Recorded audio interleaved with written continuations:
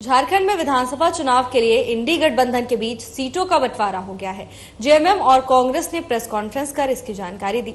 झामुमो के कार्यकारी अध्यक्ष सीएम हेमंत सोरेन ने घोषणा करते हुए कहा कि जेएमएम और कांग्रेस झारखंड में 70 सीटों पर चुनाव लड़ेंगे, तो वहीं 11 सीटें वामदल और आरजेडी को दी जाएंगी। कांग्रेस प्रदेश प्रभारी गुलाम अहमद मीर भी प्रेस वार्ता में मौजूद रहे। बता दें कि 2019 के विधानसभा चुनाव में झामुमो 43 सीटों पर चुनाव लड़ा था, जबकि कांग्रेस ने 31 सीटों पर अपनी किस्मत आजमाई थी। पिछले विधानसभा चुनाव में राजद को 7 सीटें मिली थी।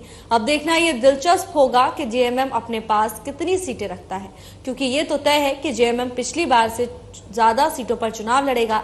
ज्यादा सीटों पर चुनाव लड़ने की दावेदारी जेएमएम पहले से ही करता रहा है। ये भी देखना दिलचस्प होगा कि कांग्रेस पिछली बार से कम सीटों पर चुनाव लड़ने के लिए तैयार होगी या नहीं। इस चुनाव में जाने का निर्णय लिया है और गठबंधन के साथ चुनावी मैदान में भी जाने का हम लोगों ने निर्णय लिया। इस संदर्भ में 81 विधानसभा में जो हम लोग इंडिया गठबंधन में हम लोग साथ रहे हैं,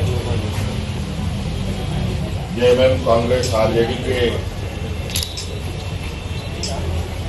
दलों के साथ इस गठबंधन में एक और सहयोगी गठबंधन में शामिल हो रहे हैं। लेफ्ट पार्टी की भी इसमें भूमिका होगी और इस चरण में इस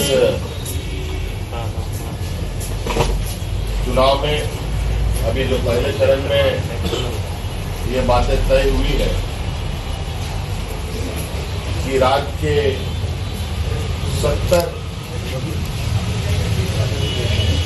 सीटों पर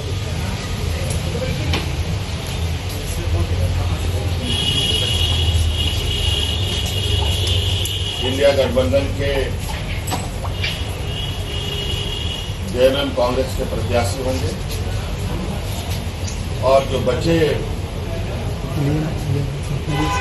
विधानसभा सीट में जो संख्या है उस पे हमारे सहयोगियों के साथ जो कुछ लोग अभी आ रहे हैं, कुछ लोग दूर हैं, कुछ लोग पास हैं, उनके साथ बैठकर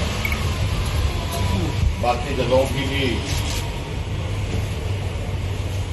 कौन किसमें चुनाव लड़ेगा ये तय करना है।